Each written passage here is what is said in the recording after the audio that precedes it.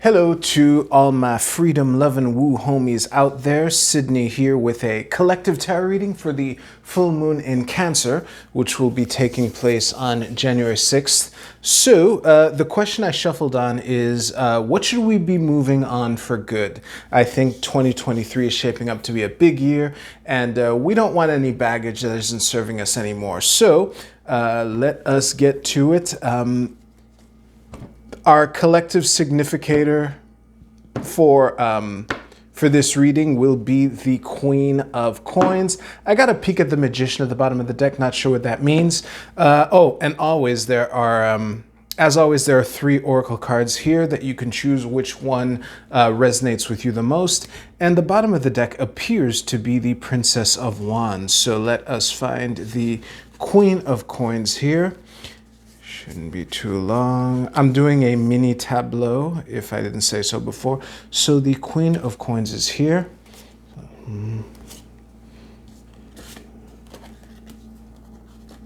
Okay.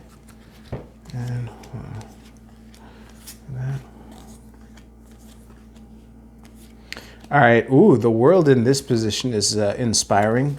So I'm going to put these cards in order. I'm going to read them, and I'll see you back right now. So there are 2 main ways to interpret the answer to this, and I think one of them is more meaningful to more people, so I'll say it last.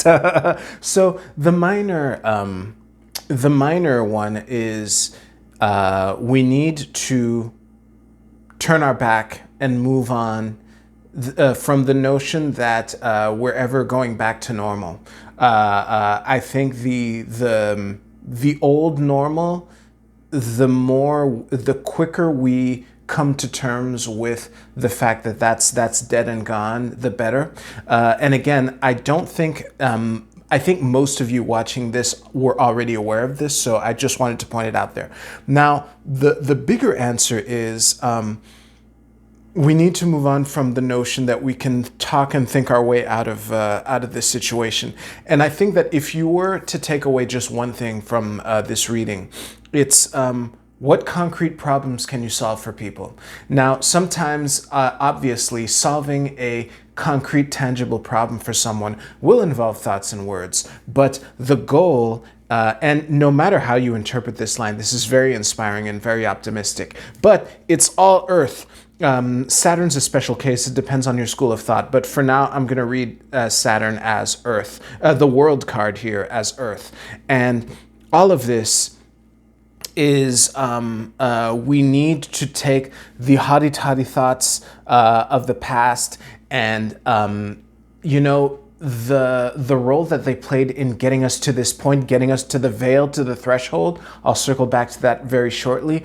It needs to be of benefit to the people around us, like in a concrete, tangible way. And I think that the more we can orient ourselves towards that angle, the better we can prepare for the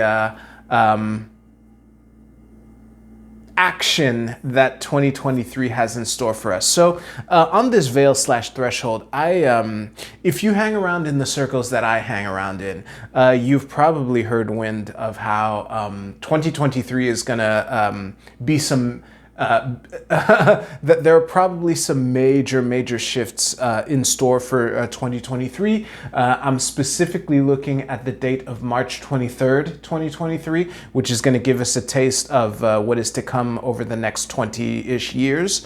And I think that the steps that we take now, it's fine to think and speak and talk about, what certain people are doing and what they represent and all that shit. But at the end of the day, you got to get the bills paid. You got to keep the car running. You got to keep your belly full and all that shit. And I think that even though we are at the veil, we're at the cusp of something big, that the worldly aspect of what we can do for the people around us is a strategic thing to focus on, at the very least for the next couple weeks, because again, 2 weeks after the full moon, that's when Aquarius season starts. And although Aquarius season per se doesn't look particularly exciting, the sign of Aquarius is going to have some major action going through it, especially this year. So all that to say, I just want to comment on what was giving me the notion of threshold and veil was these two cards here, the High Priestess and the Three of Wands. I call the Three of Wands the threshold card. In the Rider-Waite-Smith deck, it's some guy standing on a cliff looking at the ships that are out at sea and shit like that. And the High Priestess is literally standing in front of a veil. And I found it very interesting to see that the High Priestess and the Four of Swords are in this column here with us collectively represented as the Queen of Coins here. So I think that, again, the thoughts and words that have brought us to this point have been useful, have been of service, have contributed to opening up the door for the opportunities that we have. But we can't stay in blah, blah, blah, yada, yada, yada, thoughts land. At some point, we got to, actually be of tangible, concrete service to people, which honestly, as someone who has a tarot channel on YouTube, this is an interesting way for my deck to hold the mirror in front of me. Fortunately, I do have other projects that I'm in the oven that I have my hand in. So, is that all? I think that's all I have for the tarot portion. So I'm going to go to the Oracle card reading. I do have, sorry if I said this before, but I have a short rant on these videos that I want to do, but I will do that at the very, very end. So for those of you who picked this card, your card is Orphaned. Orphaned. Give me a second to look at this card in depth. I think the message for this, the message of this Orphaned card is to internalize the fact that there's no cavalry coming to save you. And that might seem like a slap in the face. However, it is the flip side of that is that you are capable of saving yourself. And I think that the sooner you realize that it's your job to prepare yourself for what is to come, the more you can realize how capable you are of handling what is to come. Yeah. For those of you who chose this card, your card is Release Your Blocks, first quarter moon in Scorpio. First quarter moon in Scorpio. So, if the first quarter moon is in Scorpio, that means the sun is in Leo. I think that Release Your Blocks, I'm taking it almost as a silent nod to most of the themes that have been covered during the tarot portion. However, I will add this piece of flavor.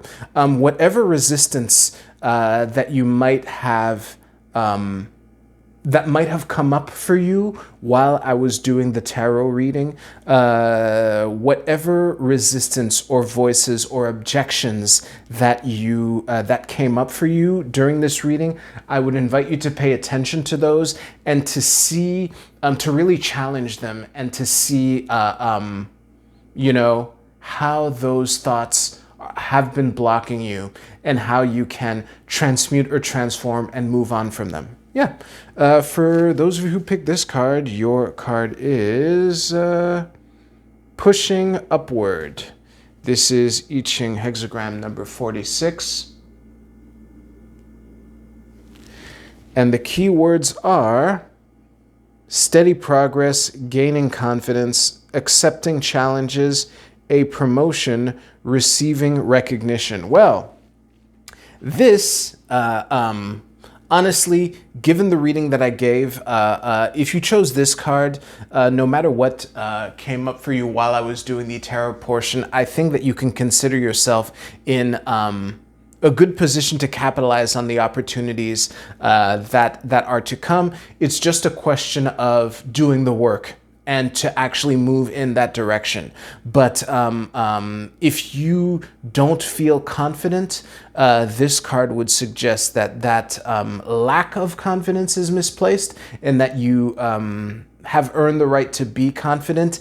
You might have to discover that confidence through concrete action, though, because again, this is a heavy, there's a lot of earth and air as far as elements in this. So yes, the thoughts are important, but you know, we got to keep our belly full and we got to solve actual problems for people. So for those of you who don't want to listen to my little rant, it shouldn't be that long, but thank you very much for watching this video. If it resonated with you or if you enjoyed it, please give this video a like. It does help out a lot more than you realize. And for those of you who don't want to hear my rant, thank you again. I'll see you soon. And for those of you who are still here, first of all, thank you very much. I just wanted to give a quick State of the Union of these videos.